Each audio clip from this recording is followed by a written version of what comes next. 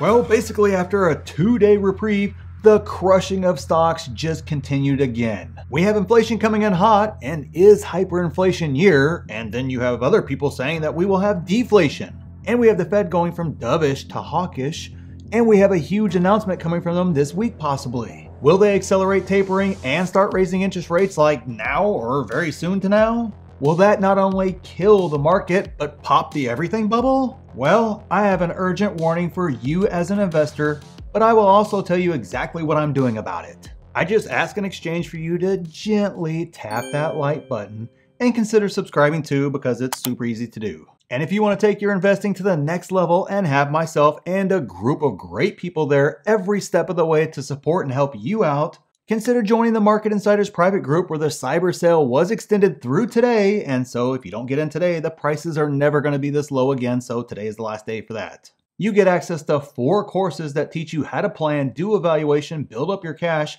and a ton more for about 97% off the price if you had to buy them separately. So seriously guys, you can just take them and then cancel if you want to and get like 97% off. But you also get full access to me, my watch list with price targets, my buy and sell alerts, live weekly Q&As, exclusive videos, and a ton more. So just consider checking out the pinned comment down there. And before blasting me for promoting it, I have no ads, no sponsors. This is what YouTube pays me in a month, and I give half of that and half the group's proceeds to charity. All right, so let's start with the warning first, and then what you can do about it next. So did everything I just mentioned at the open about the Fed, inflation, the everything bubble, and many other topics, are they actually possible? Could they actually happen? Well, the truth is, it is possible for some or many of those to happen.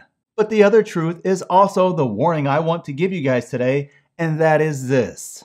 The fear, the noise, and the intensity of the message are going to get worse over the next few weeks and carry well into next year.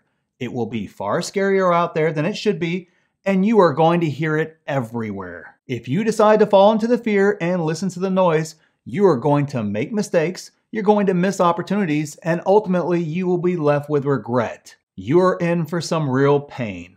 So how do you avoid the pain and thrive in this environment? Well, first, you must ignore the noise. I mean, seriously, stop watching the videos, reading articles, and videos saying it's going to crash and that say hyperinflation is coming and we will be Venezuela in a year and anything else out there like that. Ignore all of that, and here is why. Over the past 2 decades, I have heard about the market crash multiple times every year. And seriously, guys, it's every year it's the same type noise. The truth is, there have been exactly 2 in that time frame, the financial crisis, which nobody outside of Michael Burry had on their radar. And by the way, for those wondering, he has been wrong with every other crash prediction before or since then, but he did get that one right, so I gotta give him credit there. And the other was the illness crash in 2020, which was on nobody's radar. So you have to forgive me for not believing the crash narrative that over the past 2 decades has been wrong except for one guy, one time. And yes, every time after they're wrong, they say, "Yeah, I was wrong last time, but this time it's different." A dead clock is right twice a day, so they're bound to be right sooner or later.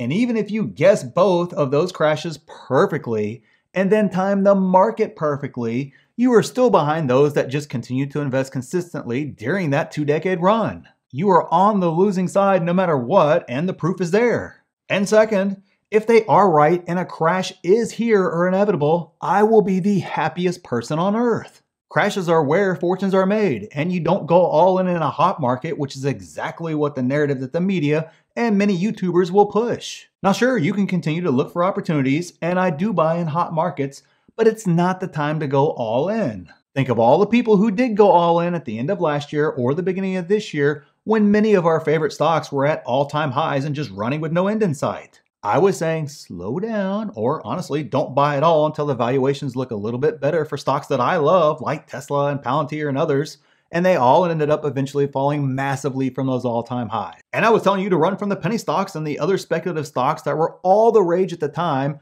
when every video was saying all in on everything all the time. This meme pretty much represents most investors and the narrative that gets pushed during those times, but it's nothing new and it's been going on forever.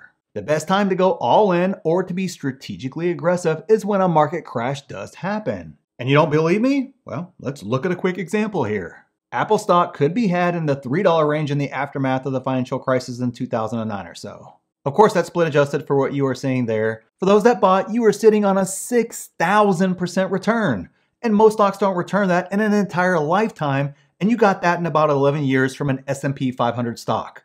Not a diamond in the rough, not a super speculative stock or anything else. And if you bought Apple again during the illness crash just last year, Apple could be had in the $60 range, meaning you are sitting on an almost 300% return in just over a year in freaking Apple. My grandma even owns that stock, and I don't even have a grandma.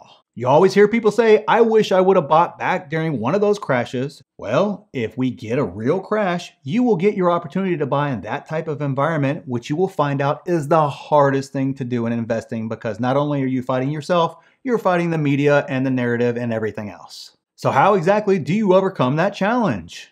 Well, I already have a plan laid out that serves not only my stock goals, but my wealth goals, my retirement plan, and overall life plan. So build one if you don't have one right now, and we cover that in a group, but you can find it on YouTube or Google or any other place like that. But find the information and start there and plan it all out. I mean, every move, every scenario, plan all of it out. You will also need to have your cash position ready. Now, I have roughly 30% in cash or so, and I have other instruments in place if I need more cash, along with my money loops that consistently replenish my investing account. You will also need to know exactly what stocks you want to buy and know the price target you want to buy at. In a crash scenario, you want to buy great stocks at undervalued prices, but you cannot do that unless you have done a real valuation on each stock so you know exactly when a great stock is on a great discount. And finally, just execute your plan. Be willing to pull that trigger. Plan for if you buy and it keeps dipping. And in my case, it always keeps dipping and dipping and dipping. It's a running joke in the group. It's honestly, it just always happens to me. But don't be afraid to execute that plan. Understand it may not recover as fast as you want, so you have to be patient. But always remember, the longer it stays down, the more you can add to great stocks at great prices. So when it runs back up, which it always does over the long run, you have plenty of shares and get to enjoy the run up instead of having FOMO like most people will have. But I want to hear from you. What stocks are you targeting? Or do you think a crash is coming? And tell me why or why not. I'd love to hear what you guys think. So thanks for watching, and we'll see you in the next one.